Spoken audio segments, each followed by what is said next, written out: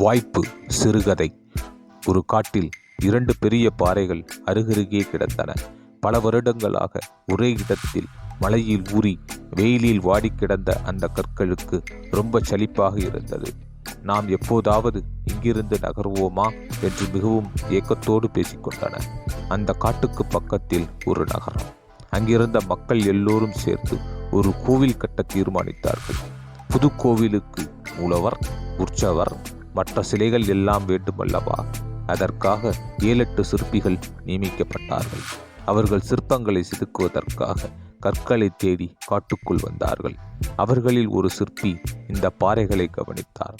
மற்றவர்களிடம் அவற்றை காண்பித்து சொன்னார், இந்த பாறைங்க 2ம் சரியான அளவில் இருக்கிற மாதிரி தெரியுது. நாளைக்கே ஆள் வச்சு தூக்கிட்டு போயிடலாம். சிற்பிகள் திரும்பிச் சென்ற பிறகு முதல் பாறை பேசியது. ஐயா, ஜாலி ஜாலி, நம்ம பல நாள் கனவு நிறைவேறப் போகுது. நாளைக்கு நாம நகரத்திற்கு போகிறோம். 2வது பாறை கோபமாக சீறியது. அடமக்கு பயலே, அவங்க உனக்கு நகரத்தை சுட்டி காட்டுறதுக்கா கூட்டிட்டு போறாங்கன்னு நினைச்சே உன்னை அடிச்சு உடைச்சி செதுக்கி சிலையா மாத்தி போடுவாங்க தெரியுமா? அதுக்கு என்ன பண்றது? உன்னை பெறணும்னா இன்னொன்னை இழந்துதானே ஆகணும் என்றது முதல் பாறை. நான் வழியை பொறுத்து கொள்வேன், பிரச்சனை இல்லை. என்னால் அது முடியாது, தீர்மானமாக சொன்னது 2வது பாறை. நாளைக்கு அவங்க வரும்போது நான் இன்னும் ஆழமாய் போய் உட்கார்ந்துக்குவேன். அவங்க எல்லோரும் சேர்ந்து எவ்வளவு கஷ்டப்பட்டாலும் என்னை தூக்க முடியாது. மறுநாள் அந்த சிற்பிகள் மீண்டும் வந்தார்கள்.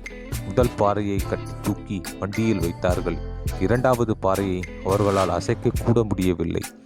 சரி விடுங்க, அதான் ஒரு பாறை கிடைச்சிருச்சே, அதுவே போதும். அவர்கள் வந்த வழியே திரும்பி சென்றார்கள்.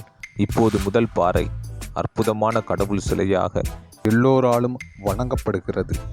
2வது பாறை இன்னும் காட்டுக்குள் தான் கிடக்கிறது. வாழ்வில் நமக்கு அமையும் சில அரிய வாய்ப்பினை தவறாமல் பற்றி கொள்ள வேண்டும்.